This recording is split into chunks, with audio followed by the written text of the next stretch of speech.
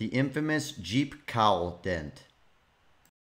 If you're not familiar with what I'm talking about, this dent is caused by the door opening up too far because the limiting strap is either broken or disconnected, pushing the mirror into the cowl piece.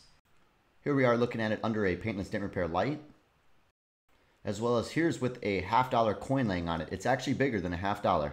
Here we are taking a depth measurement of it. It's just over 2 millimeters. Now that doesn't sound like a whole lot, but anything over a 0.7 millimeter is considered deep.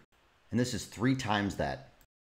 In order to push this damage out when it's that deep of a dent, you have to actually apply heat while pushing on the dent.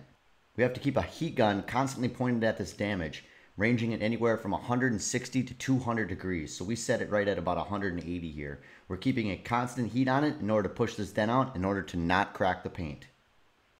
This dent is the perfect candidate for paintless dent repair.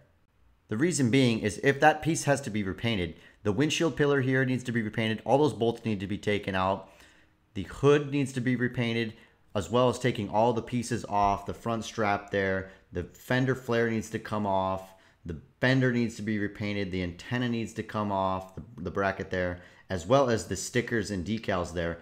And the right side door needs to be completely stripped of everything and completely sprayed into as well. It's an absolute nightmare for a body shop.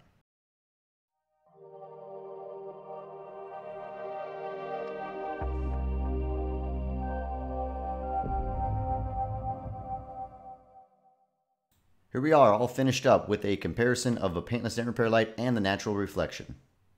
We were able to get out all this damage using the paintless dent repair method. With a combination of heat and lots of big pushes, we were able to get this dent out no problem.